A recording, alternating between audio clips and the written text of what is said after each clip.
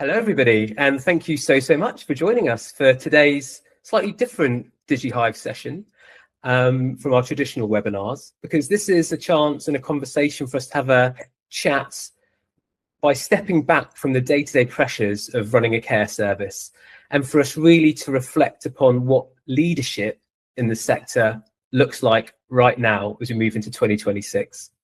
And I think care leaders are operating in an incredibly complex environment.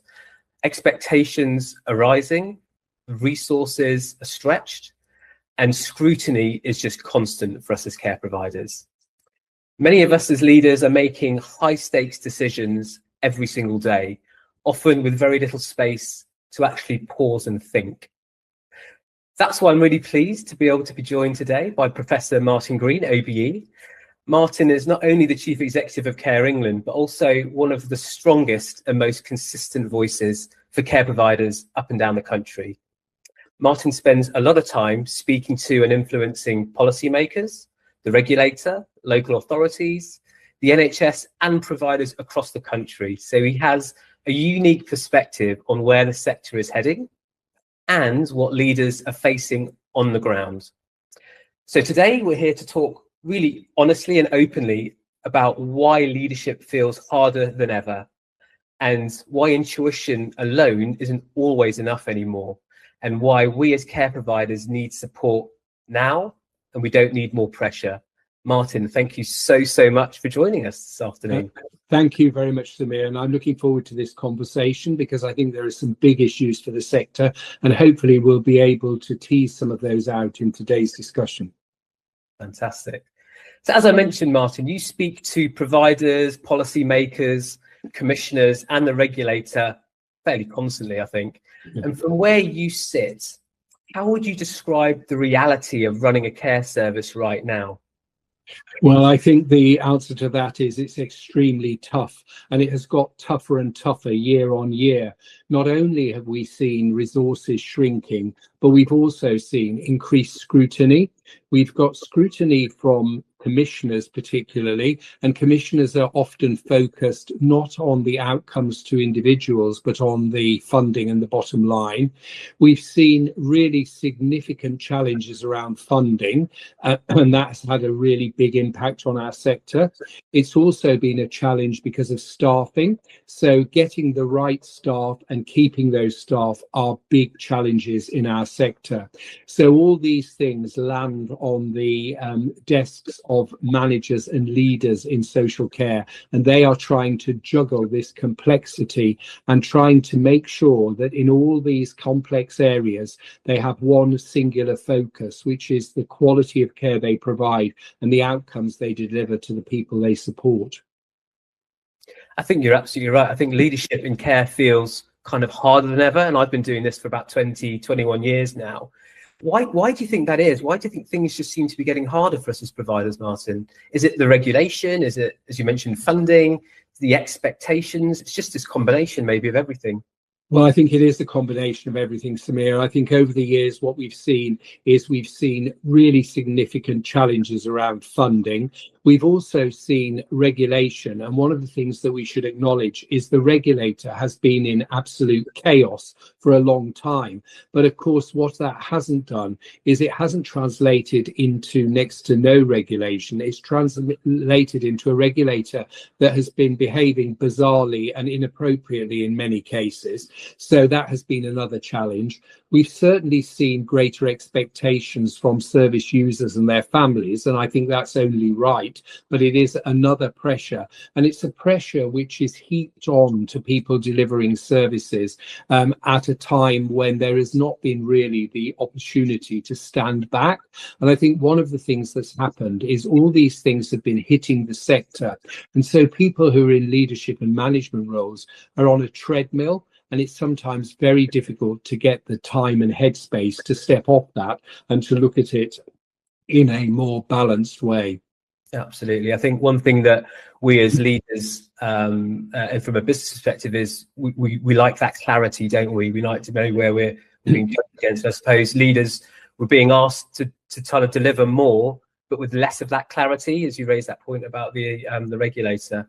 Yeah, I think that's absolutely right. And what I would say is as well, to every leader and to every manager, there is nothing more important than clarity. And when the system around you is trying to blur the edges, what you have to do is provide that clarity and focus for your services, for your colleagues, and for the people you support. And so I think there has been this really significant blurring of the edges. But I think we as care providers have to provide the clarity that should be in the system. Fantastic, thank you.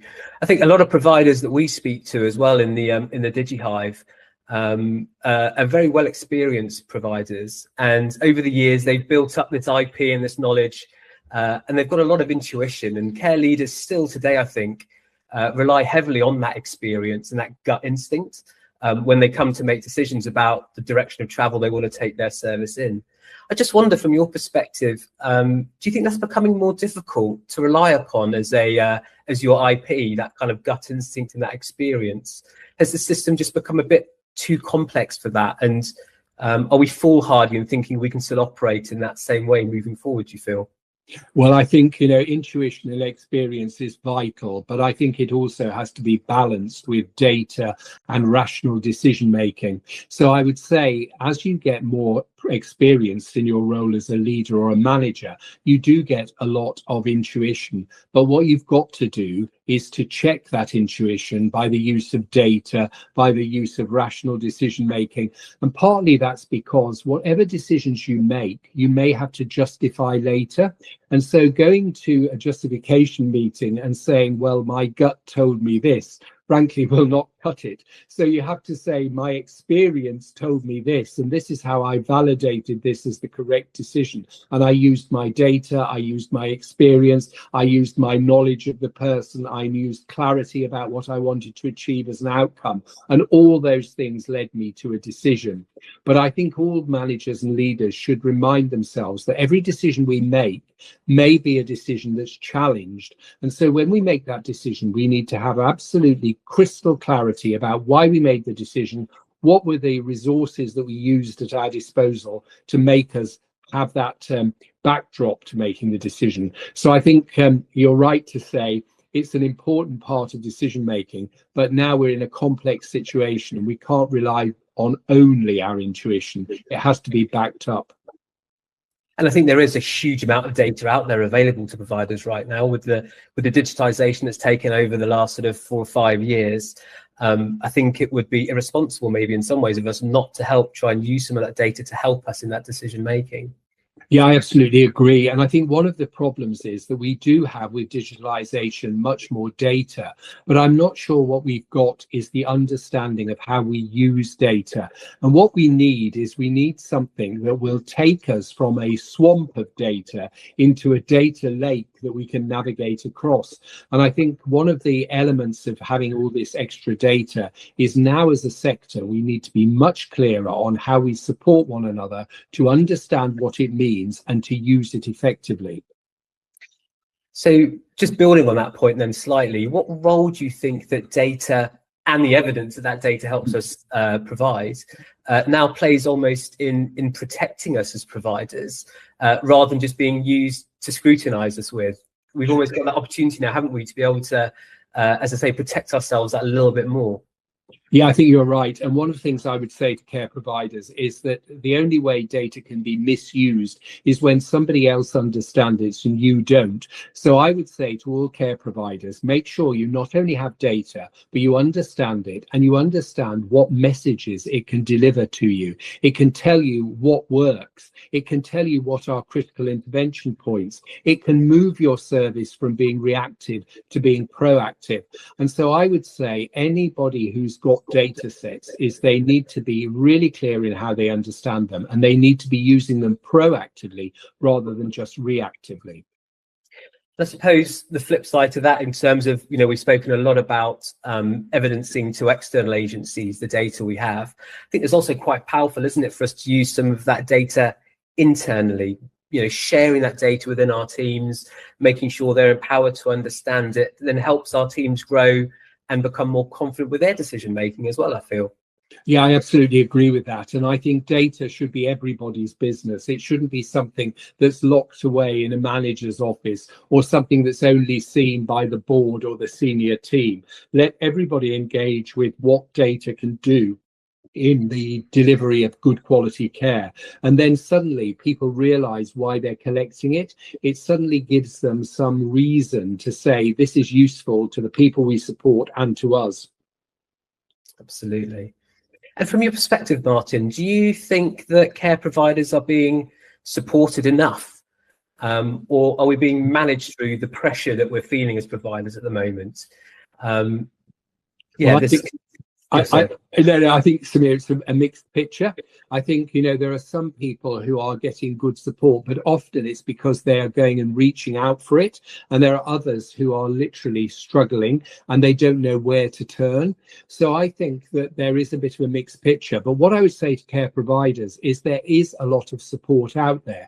Of course, I would say this, wouldn't I? But, Care England members get a lot of information, advice, support, opportunities to network. They get access to really great products and services through our partnership with commercial providers such as yours. So I think, if people really have the time to just take a step back, think about what support they need, it is out there. So I think, it's about how proactive the provider is. Fantastic, thank you. And I just want to circle back quickly, if we can, just that word consistency we used earlier on. As I mentioned at the outset, you're involved with providers and regulators and commissioners up and down the country. In terms of consistency for a provider who's maybe dealing with multiple local authorities and multiple NHS commissioners, from a data perspective, are we seeing anything on the horizon that can give us hope as providers that we know a general direction of travel we need to be going in? Well, sadly, I think that there is a great deal of inconsistency in the sector, and you see it in things like regulation. You certainly see it in commissioning. You've got 300 plus authorities who are commissioning. You've then got the ICBs, and all these organisations seem to sit in silos and make it up as they go along. And that makes it extremely difficult for care providers who are working across organisational boundaries and working with different commissioners and different bits of the system. So I would say the first thing around consistency is I would, as a care provider, get my own view about what I want from data, support and a narrative, and make sure that my narrative is consistent. And then I know that I'll have to work with a great deal of inconsistency across the system. But as long as I, as an organisation and as an individual, understand where I'm being consistent, it will then help me to navigate some of the vagaries of inconsistency across the system. But a good example I heard recently of a provider who was working across different local areas. They had installed safety monitoring, which I think is really useful. And in one area, the Care Quality Commission regulator had said, this is absolutely fantastic. It's really a great addition to what you're doing, and it helps to develop quality. And then it was 102 miles up the road. They were told, this is outrageous. You should not be using this. This is not what we would want to see. So that level of inconsistency makes it extremely difficult for care providers to come up with coherent positions when they're working in a very inconsistent system. Yeah, I feel that, the system, we do need to be working together and collaboratively. Strong care and outcomes for care relies upon this consistent approach from the regulator as well, doesn't it? And the support versus pressure conversation, I think, is really important, and is only going to be exacerbated as we move forward with, say, some of those financial challenges. Yeah, that's so. Just moving on, if I may, if you were advising a care provider today or a care leader today, what kind of support would you say they need more of, sort of beyond funding, Martin? What do you feel will be vital for them? Well, I think one of the things that I think is very poor is giving people an understanding of what works well. So I think getting people to see what particular models are working in different areas and having some kind of bank of information about this is something that particular provider's done and it's worked would really help. I also think that particularly managers and leaders need time to just take a step back and be given the headspace to think more creatively about what they're doing. I also think one of the other areas that is a real opportunity is for people to come together in networks and support and learning sets so that you're not feeling that you're working on your own and in isolation. Now, I know some larger organizations do give their colleagues great opportunities to come together, but I'd also like to see some opportunities for people in localities and regions just to get a bit of ongoing support. Many, many years ago, I was a chief executive in the Age Concern Federation. I was very young, very inexperienced, and probably not very good. But I was supported brilliantly by 3 fantastic colleagues who were CEOs of age concerns in neighbouring boroughs and who very happily took me under their wing. And what we used to do was occasionally meet up, occasionally phone each other, just give each other a bit of time to discuss things. They would reflect on my decision making. I would explain to them why I did things. They would explain to me why they might have done things slightly differently. And that enabled me to have a lot of support. And I think one of the challenges in the social care sector is that we don't often find ways of supporting one another. I think you touch on a really important point, and one that's really close to our heart here at the DigiHive. And that is this role of mentoring and community, really to help drive that that confidence that leaders need. You know, that, as you say, that time to step back and that peer learning and that space to think and reflect upon what's going on in your service and seek that guidance. And as I said, mentoring is a key component of what we do here at the DigiHive. And from your experience, you've given us some examples there. Having that space and that time to think, it's not, some people sometimes often think of mentoring as therapy or training and maybe a thinking space. I'm not so sure it is that for me. No, how do you feel about mentoring?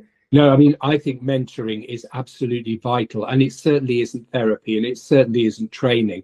What it is giving yourself time to reflect. It's also having people that you trust to enable a conversation to happen. And it's also giving you the space sometimes to say, I made a mistake, I did it wrong. I would want to analyze why I did that and what were the pressures that led me to make that decision.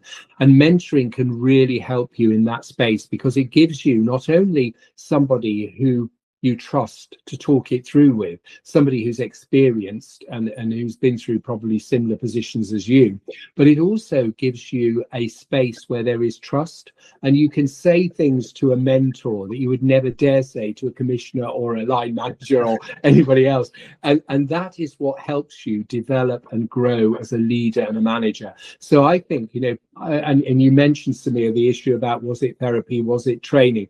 I think it's more important than both those things, because it really does get to the core of defining you as a leader and as a manager, and it helps you in that process. Because one of the things that I think we're very bad at in the UK is being clear about what our own style of leadership and management is. And everybody needs to develop a style that is absolutely compatible with who they are as people. And if you're somebody who's collaborative, it's no good trying to develop a management or leadership style that comes out of the Attila the Hun type of approach. Similarly, if you're an Attila the Hun, you might need to reflect on what will be the best way to develop your management style. And mentoring can really help you in that process.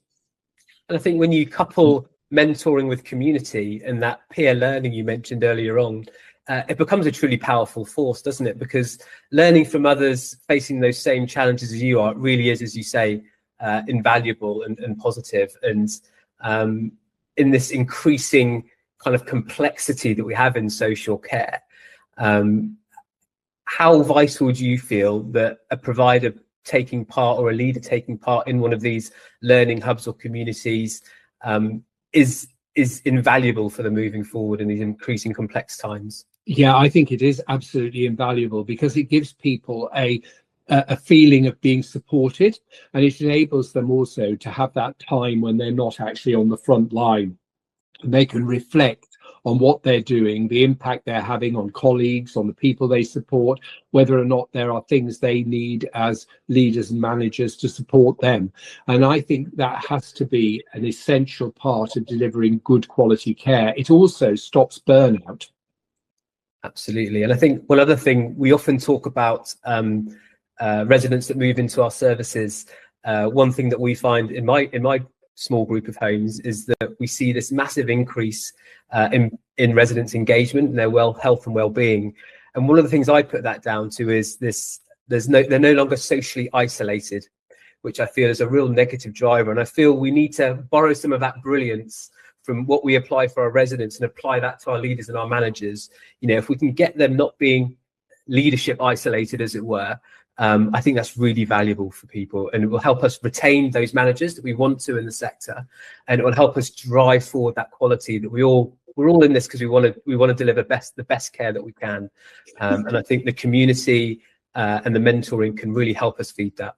No, I absolutely agree. And I also think you touch on a very important point there, which is about the values of the organisation should be manifest not only in the way we support people in our care, but also how we work with our colleagues. You know, if you are asking colleagues to be reflective, if you're asking colleagues to support individuals with their transition to being a care home resident, etc., you need to also show the same amount of support, and the same core values need to be absolutely evidenced in the way that you support your colleagues. Thank you for that. Another common comment we get within our forums and with our group mentoring sessions we have with our DigiHive members is that there's an awful lot of technology out there now, Martin. You know, there's a lot of technology, and providers are almost spoilt for choice. And one thing we often talk about is actually the tech alone doesn't deliver the impact that we want it to. It is the people. So how can we as providers and as leaders ensure that by moving forward, the technology actually delivers, and that we build this confidence and we build the understanding, and that we have a wraparound support around the implementation of technology in our services? Yeah, I mean, I think that's a really important point. There is a lot of tech out there, but I think we have to have a framework on what we're going to use. And firstly, any technology should be absolutely set against in my view, three very clear criteria. So firstly, how does it improve the quality of care and support that we offer to the people in our care? Secondly, how does it improve the working environment and the quality of work for those who deliver care? And thirdly, how does it improve efficiency and the bottom line? And if you have a very simple framework and you make every decision about what technology you're going to implement on that basis, I think you won't go far wrong. And I think we should also remember that care is very much about relationships. And so it's about saying it's not tech care, it's tech enabled care. And what we should be doing is using technology to do the heavy lifting that enables us to do the really important thing, which is the relationships between those who we support and our colleagues. I think it's also important, isn't it, that the technology sits inside the right environment. You touched upon the values of the organisation. And I think one thing, again, we try to promote within our forums is that, you know, the leaders can ask questions. You know, the technology has to allow us to ask those insightful questions that can help us drive that improvement we want. And that staff retention, it might well be, or understanding our inquiries better. And I think building that confidence over time is vital for providers. Any top tips from your perspective about how providers can understand that a bit better, not only at a local level, but maybe at a national level as well? Yeah, I mean, I think one of the things that we don't do enough of is talking to people who are using technology. And the other thing we don't do enough of in our sector is we don't do enough of talking to tech people about what we want. Now, one of the things that I've found over my time, and I've just taken over as the chair of the technology Services Association. So I'm really now very focused on technology. And one of the things that I think we don't do enough of, we do often say, oh, but that technology doesn't quite do what we want it to do. And then I always say, well, did you tell the techie that's actually what you wanted? Because I've yet to meet a techie who can't deliver what we want. So I think it has to be about a conversation between those who deliver care, those who deliver technology, and also a recognition that as we use that technology, we'll get more and more knowledge about how it works, and we'll be able to work together with technology providers to refine and develop it. And that again comes back to us as leaders, right? Not being in this reactive firefighting state, by making sure we're trying to build an environment where we can take time out to sit back and reflect, so that we have time to have those conversations with those important technologists, because ultimately they want to build products that we want to use, and they've got to be useful for us. So I couldn't agree with you more. I think we have to take the impetus on that and make sure we are feeding back to providers. And again, something very close to our hearts that we do with our knowledge partners within the DigiHive is trying to be that bridge to help make sure we can share that information. Yeah, no, that's so important. Getting people together and sharing information and sharing experiences, and then hopefully that will be the basis of people understanding the benefits of technology and delivering technology that makes a difference. And that has to be where we position ourselves in relation to technology. Thank you. So if you could leave the care leaders up and down the country with one message right now, Martin, what would that be? I think it would be take time to reflect, take time to invest in yourself as a leader, and don't always think that you have to be constantly on a treadmill. And the other piece of advice I would give to every single leader is don't take responsibility for the things that are not your fault. And I think this is a big challenge often. We have situations where government policy changes and that has a negative effect. And what leaders in our sector tend to do is they take on the responsibility for that. Well, it's not their responsibility. It might be their responsibility to mitigate the impact and to make it better for the people who use services and the people who are our colleagues delivering them. But it is not your fault that policy changed. And you are then in the role of a leader and a manager, navigating your way through it, not taking responsibility for it. Controlling the controllables, right? That's all we can do as leaders. I couldn't agree with you more. Absolutely. Couldn't agree with you more. And we always like to end on a positive. And this wonderful sector that I've had the privilege of working in for the last 20 years. What gives you optimism about the future of care in the country, despite some of the pressures we've spoken about? We all need that North Star, that guiding light that keeps us wanting to stay hungry, keeps us grounded, and wants to help us drive forward our services to give the best care that we can. What are you optimistic about, Martin? Well, surprisingly, I'm very optimistic about the future, and it's all based on the people in our sector. They're dynamic, they're creative, they're driven by their values, they want to make a difference in people's lives, and they do make a difference day in, day out. And what we find is that however difficult the external environment is, those people never stop absolutely stepping up and delivering. And I know that they will constantly deliver whatever the external environment throws at them.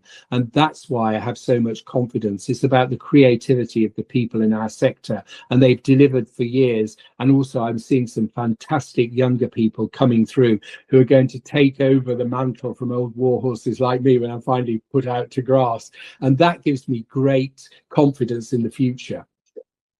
Well, hopefully that's a long way away. We don't look forward to that too much, but I really want to thank you for your time today.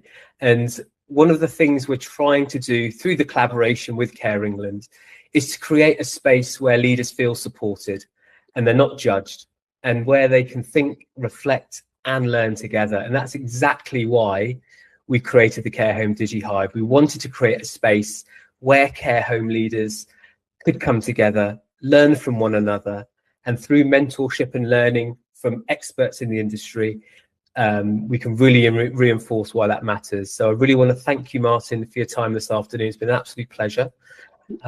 Well, and I want to thank you, Samir, because also the DigiHive is so useful and so important. And it's so great that somebody has come up and said, I'm not going to only focus on my own organization, but I'm going to make sure that there is something in our sector that can help everybody. And I think that's a really brilliant thing that you've done. So thank you for that.